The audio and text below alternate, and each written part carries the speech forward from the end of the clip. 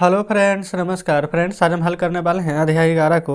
इससे पहले हमने अध्याय 10 तक इन सभी प्रश्न को हल करा दिए हैं। साथ में हमने इसका प्लेलिस्ट भी बना दिया है। आप चाहें तो प्लेलिस्ट में जाकर के सभी वीडियोज़ को चैप्टर बाजी देख सकते हैं। तो चलिए फ्रेंड्स, अध्याय 11 परिमाप एवं क्षेत्रफल चैप्टर को हल करेंगे। बोला गया कि खुली तथा बंद आकृतियाँ। बोला गया कि इन दोनों सेफ्टी पिन में क्या अंतर है। आप खुद यहाँ पर देखेंगे ना, तो यहाँ पर आपको अंतर पता चल जाएगा। ये वाला देखेंगे तो सेफ्टी पिन खुला हुआ है, ये देखेंगे बोला गया इनमें एक खुला है, एक दूसरा बंद है। ये वाला खुला है, ये वाला बंद है। ठीक है, तो जो बंद है इसको बोलेंगे बंद आकृति। ये खुला है फ्रेंड्स, ये हो जाएगा हमारा खुला आकृति। जिस यहाँ पर देखेंगे ना, तो बोला गया है कि अब इन आकृतियों में से खुली और बंद आकृति को छाटिए। तो कैसे पता चलेगा? जिसमें अंदर जाने का रास्ता आपको मिले वो हमारा खुली आकृति, जिसमें अंदर जाने का रास्ता न मिले वो हो जाएगा हमारा यहाँ पर बंद आकृति। जिसमें साफ अंदर जा सकते हैं तो हो जाएगा हमारा यहाँ पर खुली आकृति।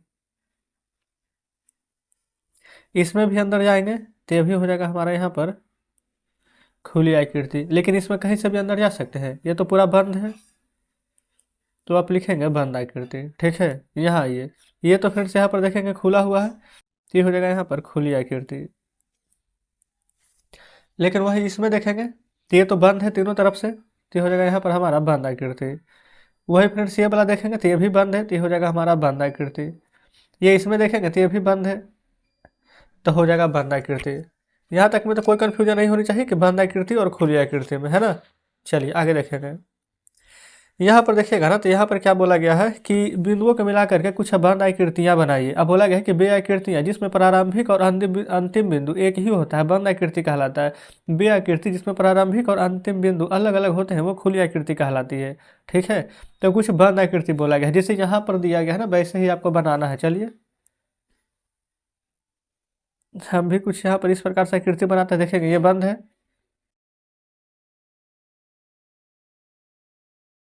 देखेंगे ये भी फ्रेंड्स यहाँ पर बंद आकृति है। ठीक है ना, इसी प्रकार से आप यहाँ पर बंद आकृति का कुछ उदाहरण यहाँ पर दे दीजिएगा। देखेंगे तो ये फ्रेंड्स हमने यहाँ पर बना दिया है। बाकी आपको और मन है तो और बनाइए। यहाँ पर बोला गया था ना कुछ बंद आकृति बनाइए, जो हमने बनाया है। चलिए यहाँ पर देखिए, यहाँ पर क्या बोला गया है ना, अपने आसपास है ना, अपने आसपास की वस्तु का चित्र बनाइए। बताइए कि इनमें से कौन सी आकृति बंद है कौन खुली है। तो हमारे आसपास क्या है, समझिए कि ये पेन है, तो हम यहाँ पर कुछ इस प्रकार से फिर से यहाँ पर एक पेन बना लेते हैं। ठीक है, देखेंगे तो आप बताइए ये वाला क्या है, तब बंद आकृति है ना, बंद आकृति। इसी प्रकार से समझिए कि हमारे पास एक रिंग रखा हुआ है, अंगूठी, ये भी बंद आकृति है।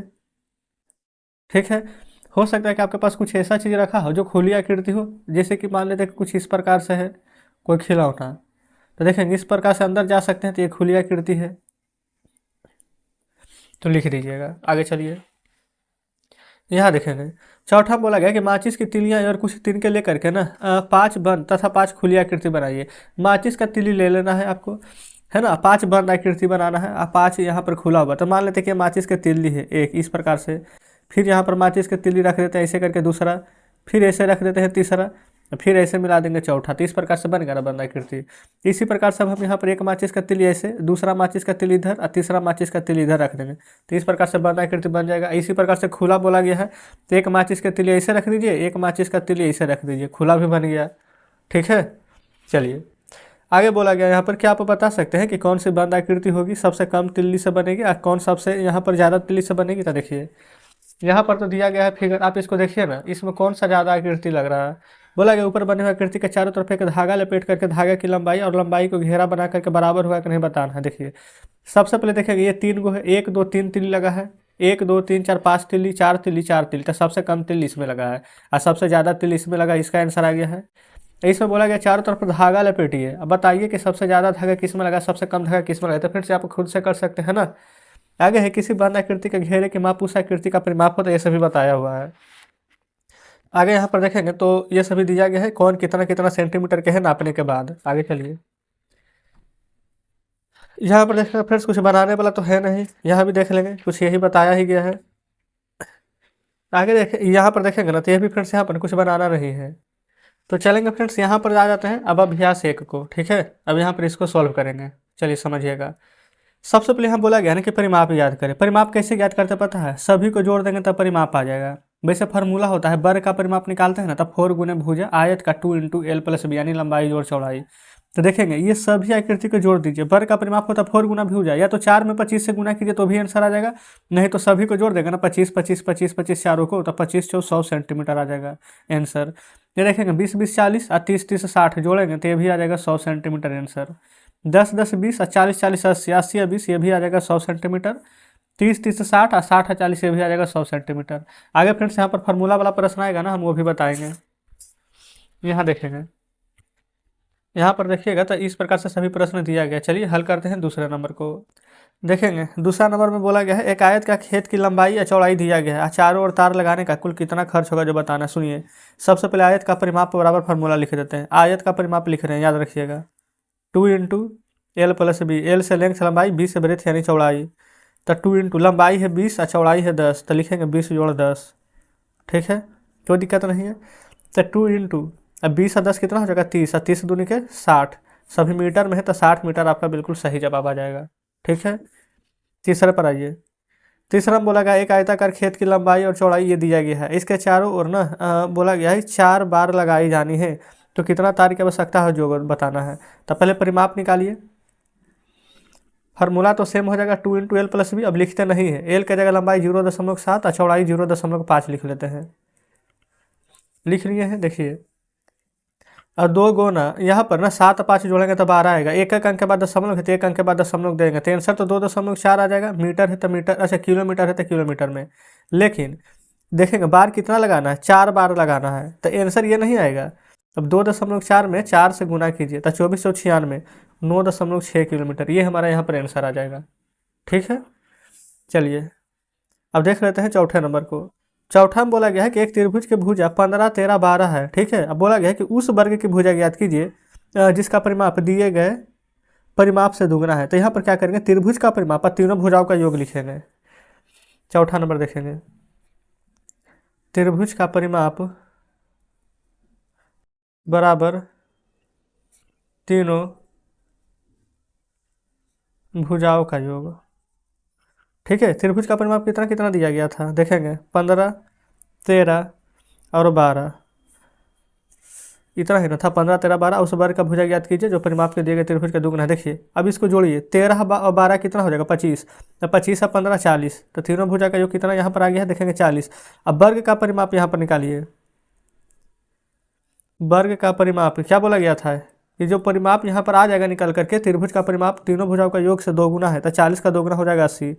अब वर्ग का परिमाप बराबर फार्मूला ही होता है 4 गुने भुजा। ठीक है, तो लिखेंगे 4 गुने, अब भुजा यहाँ पर देखेंगे ये कितना, अच्छा 4 गुने भुजा, अब भुजा बराबर यहाँ पर 80 कर देंगे, क्योंकि ये जो 80 निकला है ना ये हमारा क्या है, वर्ग का परिमाप आया है, तो बराबर 80 का कर देंगे। ठीक है, ये 4 से 80 हमारा कट जाएगा, डायरेक्ट काट दीजिए यहीं से, 20 से 80, तो भुजा कितना निकल जाएगा 20। ये देखेंगे सेंटीमीटर में दिया है तो सेंटीमीटर में आंसर आ जाएगा।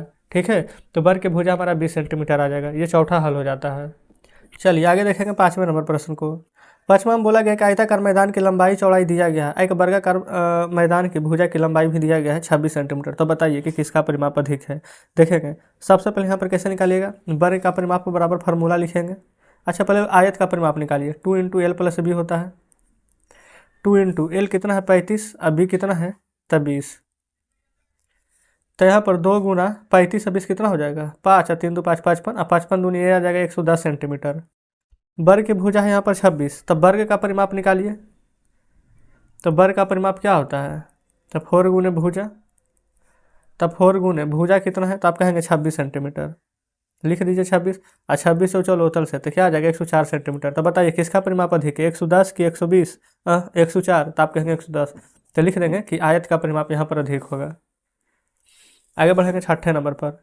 6ठा में एक बगीचा की लंबाई 20 और 15 है, तो बांस को घेरने में 500 रुपया लगेंगे, तो 1 मीटर घेरा लगाने का खर्च यहाँ पर 5 रुपया दिया गया है। देखिए पहले 20 और 15 है ना, तो आयत का परिमाप निकालेंगे 2 into L plus B, L 20 B 15, तो 2 गुने 20 और 15, 20 10 30 5 35, और 35 दूनी के 70 मीटर है।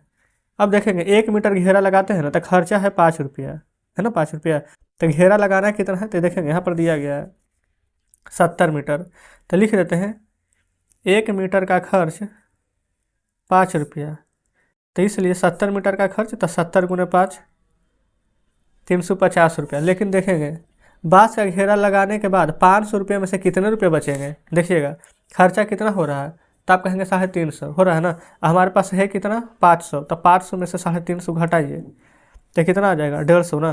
तभी हमारे पास 150 रुपये बच जाएंगे। ठीक है, छठा नंबर भी हल हो जाता है हमारा।